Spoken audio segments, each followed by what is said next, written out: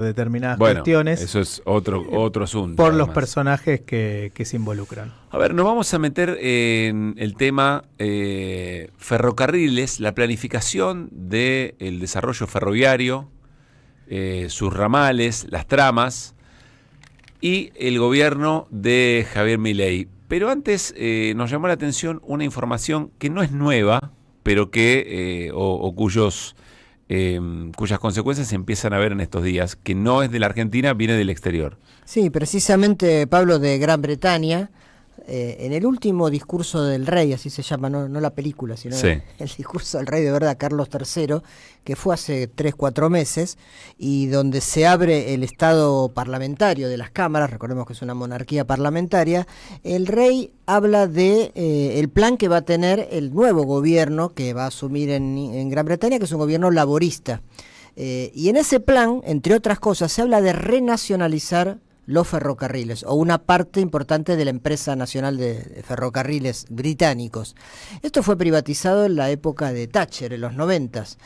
Thatcher y después, ¿no? Un poquito después, que es el gobierno que justamente tanto admira el presidente Milei. Pero parece ser que ahora, esto está en proceso, Gran Bretaña vuelve sobre sus pasos y nacionaliza un pedazo importante de su sistema ferroviario. Bien. Insisto, no para hablar de este caso, sino para ponerlo en espejo con lo que está ocurriendo aquí o con lo que vuelve a ocurrir. Está Horacio Domínguez en línea, especialista en política y planificación en transporte, técnico universitario en tecnología ferroviaria, docente investigador de la Universidad Nacional de San Martín. Horacio, soy Pablo Caruso, Néstor Restivo, Luis Pagíniger, en Que Vuelvan las Ideas. Saludamos, ¿cómo estás? Es un gusto saludarlos. Muy buenas tardes. Gracias, Horacio, por este tiempo. No, por favor, gracias a ustedes por convocarme. Estaba pensando en alguien como vos, que viene estudiando estos temas, tener que volver a explicar algo que no solamente ya había sido explicado y advertido en el momento, en una primera etapa de la recuperación de la democracia, de privatización de los ferrocarriles, sino que ya había ocurrido y ya se había retrotraído, digamos, esa política.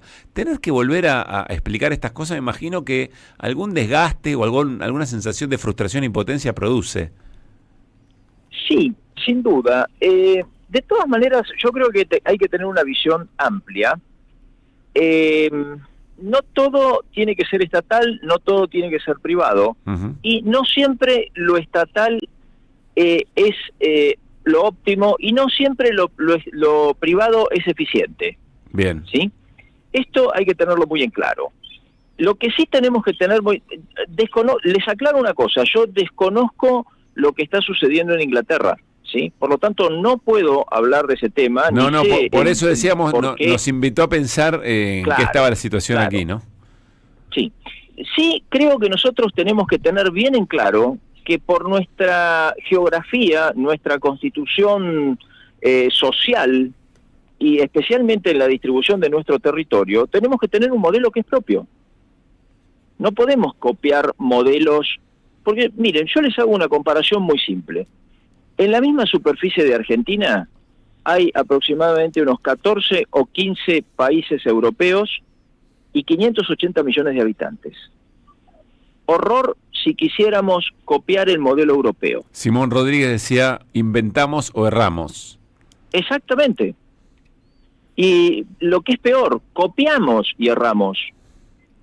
Cuando a mí me vienen a decir, no, hay que mirar el modelo alemán, el modelo japonés. No, son sociedades distintas, esquemas económicos distintos.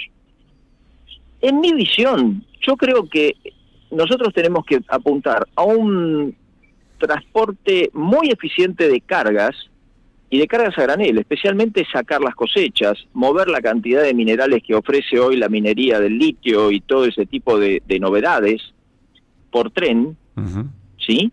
Porque eso permitiría abaratar muchos costos, y eso tiene que ser un sistema muy eficiente. Y, por otra parte, recuperar plenamente el transporte de pasajeros metropolitanos. Es decir, en las ciudades grandes, vamos a suponer Buenos Aires, Rosario, Córdoba, tiene que existir un sistema de transporte ferroviario de pasajeros que sea eficiente, que le permita al habitante, y voy a ser, perdonen, muy localista, sí, que le permitan al habitante de González Catán llegar en 50 minutos a Constitución, Ujú. no en 2 horas y media como lo hace hoy, Claro. por un sistema de colectivos que es obsoleto, que tiene que transitar por avenidas y por calles que no están preparadas para ese tipo de vehículos, que están permanentemente expuestos a accidentes y a retrasos provocados por accidentes de terceros. Eso sí lo tenemos que recuperar. Ahora si vos Si decías... tiene que ser privado o estatal, verdaderamente no lo discuto.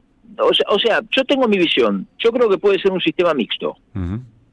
Y lo que hay que tener muy en claro es que el transporte es deficitario en todo el mundo. Entonces, vamos a tener que pensar que si esto lo ponemos en manos de privados, igual vamos a tener que subsidiarlo. Claro. Ahí Hablo del transporte de pasajeros, me quedo un cacho no ahí, del transporte de me carga. quedo un segundo ahí. Ahí la pregunta es, si vos tenés una empresa privada, a ver, si el negocio es deficitario de por sí, si vos ponés una empresa privada, lo que va a tratar de hacer es menguar o llevarse la mayor cantidad de ganancia posible como primer objetivo. Uno supone que el Estado, que no necesariamente tiene que ser equivalente a ineficiencia, tiene un bien social o tiene un fin social más que generar recursos, ¿no? Obviamente, así tiene que ser. Así tiene que ser. El Estado tiene que apuntar, ¿sí?, a extender los beneficios a toda la población, aún en aquellos lugares que sea ¿Y deficitario. vos tenés en claro, Horacio, cuál es el plan de Milei? No tengo ni idea. A ver, lo que hemos visto hasta acá... Y creo que, perdonen, voy Sí. a decir algo. Sí. Creo que ellos tampoco lo tienen. ¿Por qué? Porque evidentemente no hay señales claras de qué es lo que se quiere hacer. Hasta donde yo veo no hay una conducción, y hablo ya del transporte en general, con gente, digamos, que verdaderamente conozca del tema Ujú. y pueda ofrecer soluciones, o por lo menos, no hablo de soluciones, una propuesta de decir, bueno, nuestro horizonte es este, vamos a hacer tal cosa. Yo hasta ahora, en el año que están, no he escuchado absolutamente nada. Ujú. Horacio, Luis Pablo Giniger te saluda. Quiero volver sobre algo que dijiste recién. ¿Por qué entonces habría que ir a un sistema mixto que incluya a los privados si igual habría que subsidiarlos? Quiero decir, si el Estado va a invertir dinero, ¿por qué no convendría que sea únicamente estatal? Para profundizar el tema. Desgraciadamente la experiencia que yo veo es que, al menos en los últimos 15 años, las decisiones que se tomaron en materia de transporte siempre han sido políticas y nunca han escuchado adecuadamente a los técnicos. Y esto nos ha llevado a un montón de errores. Ojo, quiero aclarar bien una cosa. Supongo que quienes lo hicieron con la mejor buena voluntad, pero quizás pensando en aspectos políticos y no técnicos. Voy a dar un caso bien concreto. ¿Pero los privados sí escucharían más a los técnicos? Ajá. Yo creo que lo que hay que hacer es que algún organismo planifique cómo tiene que ser el transporte. Digan, en tal lugar tienen que ser colectivos, en tal otro tienen que ser trenes. ¿Por qué necesitamos el tren de tal sitio a tal sitio? Y que luego eso se tire, digamos, sobre la mesa. Puede ser que interese a privados, y Entiendo. si no, lo tendrá que encarar el Estado. Y de esa manera se puede seguir adelante. Lo que sí puede hacer el Estado es tener, y de hecho existen, muy buenos organismos de control, que sean los que orienten toda esta política. La CNRT, la Comisión Nacional Reguladora del Transporte, les aseguro que es un excelente organismo, y está en manos de gente muy conocedora del tema del transporte. Desgraciadamente muchas veces no se los ha escuchado, y así ocurrió lo de Once. ¿Por qué excluiste o circunscribiste el buen servicio de trenes de pasajeros únicamente para el ámbito metropolitano y no para las largas distancias? Mira, no lo circunscribo solamente para el área metropolitana. Digo que en el área metropolitana es imprescindible. Bien. En las áreas suburbanas, voy a corregir, en la larga distancia, bueno, ahí hay que volcarse a un sistema que sea mixto.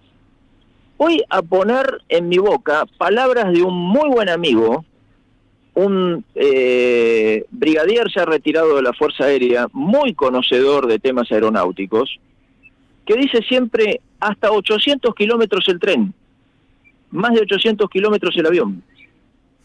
Yo creo que si nosotros pensáramos un sistema de transporte de larga distancia que uniera Buenos Aires, Rosario, Córdoba, Tucumán, por ejemplo, o Buenos Aires, Bahía Blanca, o Buenos Aires, Mendoza, podríamos tener éxito si supiéramos verdaderamente administrarlo bien, ¿sí? Pero hay que entender muy bien que esos lugares también pueden ser abastecidos por el avión, y de hecho hoy son abastecidos por el avión.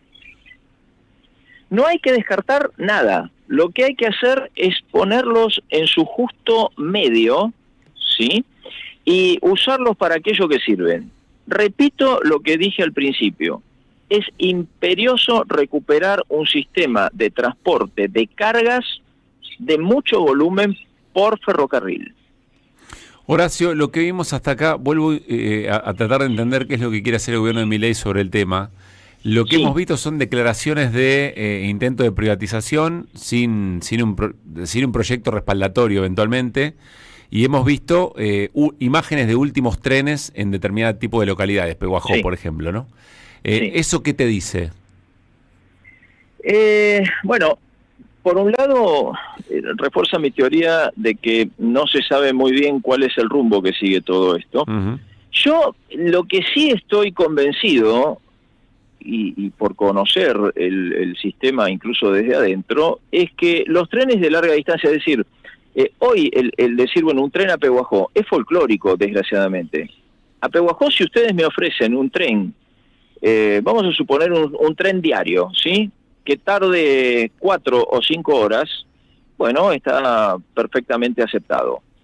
Ahora, ofrecer un tren, que yo no sé cuánto tardaba Pehuajó, pero deben ser más de 8 o 9 horas, diciéndole al pasajero que por ahí nos quedábamos a mitad de camino en cualquier lado, no es ofrecer un servicio. Uh-huh. Eso hay que reforzarlo muchísimo, es decir, si se va a brindar un servicio, tiene que ser eficiente. Tenemos que garantizarle al pasajero que lo subimos en una estación y lo bajamos en la estación de destino en el horario prometido. Claro. Esos estándares de eficiencia son los que primero debería tener el Estado para poder defender su rol. Claro. Perdón, el Estado y los privados. Sí. Porque no sea cosa que después, por caer en manos privadas, digo, bueno, no, esto es una cuestión de esa empresa, yo no tengo la culpa. Claro. Horacio, quien se haga cargo va a tener que ofrecer la garantía de que cumple con sus horarios, porque eso es lo que el pasajero necesita. uh-huh, Sea tren, avión o colectivo. Horacio, un abrazo grande y gracias por la mirada. Un abrazo para ustedes, muchachos. Que estén Ha sido muy un bien. gusto y muchísimas gracias. Lo mismo, Horacio Domínguez, especialista en política y planificación de transporte, técnico universitario en tecnología ferroviaria, docente investigador de la Universidad de San Martín, 553. Que vuelvan las ideas. Hasta las 18.